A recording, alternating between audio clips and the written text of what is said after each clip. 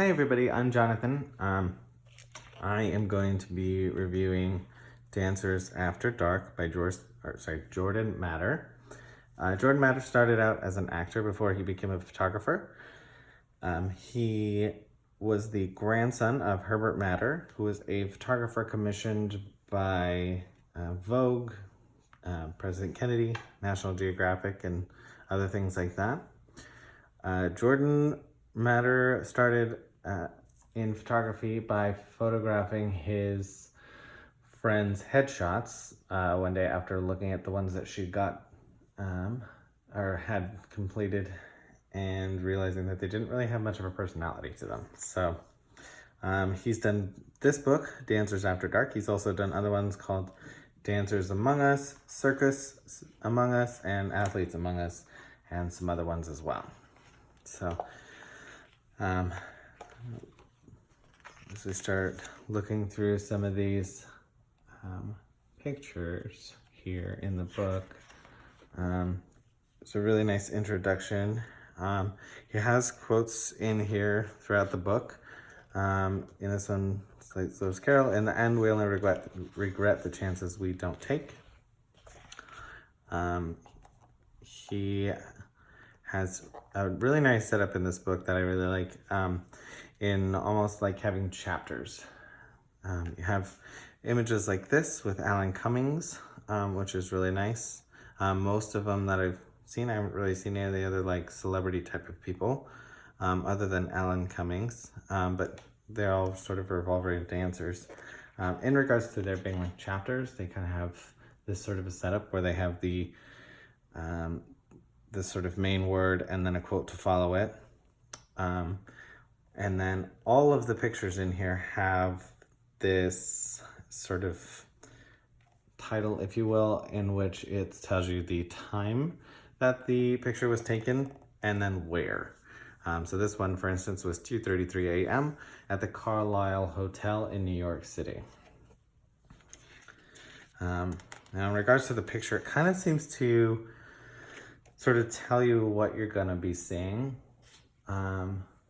coming past that, so which is really nice. There's a, for lack of a better word, honestly, is a nice veracity in these pictures. There's a really nice strength in them.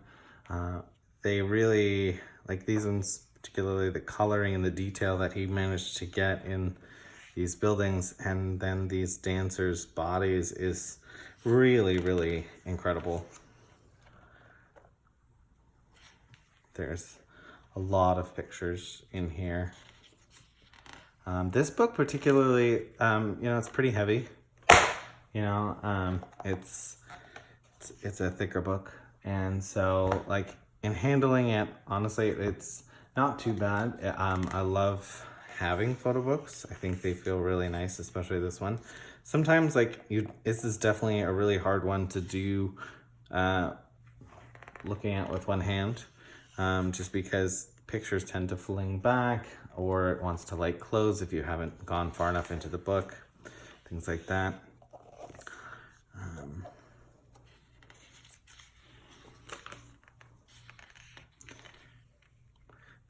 This book particularly, I think seeing these pictures on their own, because I have seen them sort of out of context, not these ones, but from his other book, Dancers Among Us, not this Dancers After Dark, but his Dancers Among Us, I have seen his images and they're really, really cool.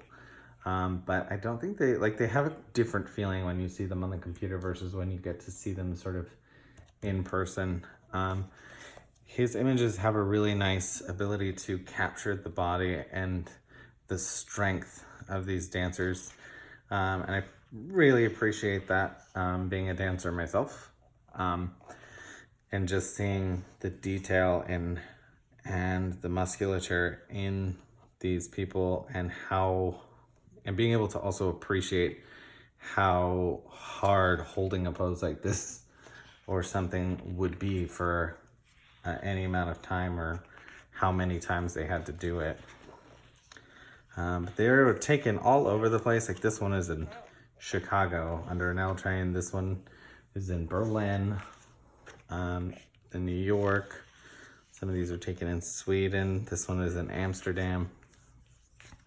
Sort of skipping ahead a little bit to another one of those chapters. Kind of give it like a, this way if you want to pause, you can see some of the other ones. But skipping ahead, you know, you also sort of, again, start to see that flow of, you know, this big meaningful word, and words have a lot of power. And I think when you put them with a picture, even if it's just one word, it really sort of umps up the power behind that picture. I mean, the word for this section is stability, and if that picture is nothing if not a stable picture. You know, the amount of patience and strength that they had to have had, those people, not only just to stand in that pose, but this was taken at 10:45 in Stockholm, Sweden. So like to do that for an extended amount of time at barely of 11 o'clock at night in front of people, potentially, like, there's a really good amount of character stabilization, I feel like, that goes with that. That one was in Canada. These ones are more New York and Chicago. But the connection between these pictures really sort of fall in line, I think, in terms of, you know, the section is stability, and I think it really has an overall arcing, connecting the theme of each section with those, that grounding word at the beginning of each section. But in addition to that, we're seeing like these images connect with each other as a whole, really. It's really fascinating because it has such a focus on the shapes of the body and the strengths of the body, and how those bodies connecting with the ground, or lack of connecting with the ground in some of these, like this one, but how they connect with the structures and the buildings, and even with each other. You know, it has a lot of power to them. And I really love the way that he was able to capture these details within these bodies. It really makes it stand out, and it's something really quite powerful.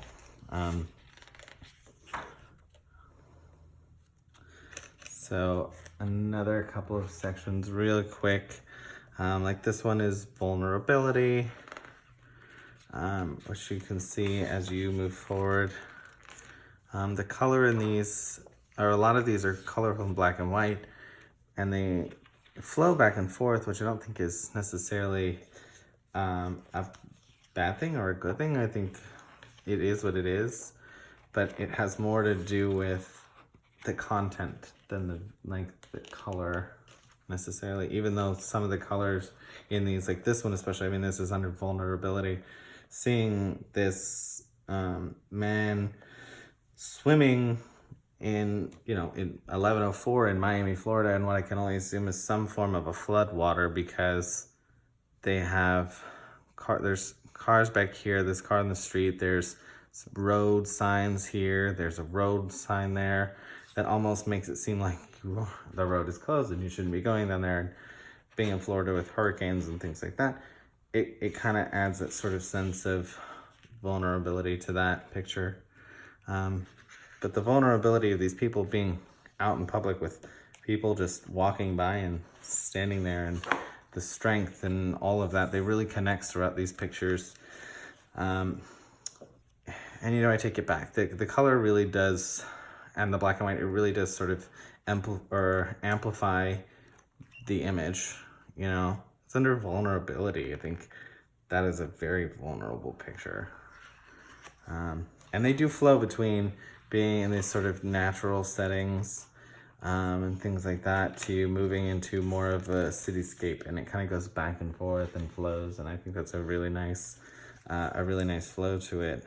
And then you get to like this section of ecstasy, which, you know, continues to sort of grow on everything else, and some of these pictures become a lot more bold. And like this one is the Lincoln Center, and it's not just you know, on the street in the middle of the night. It's in front of all of these people.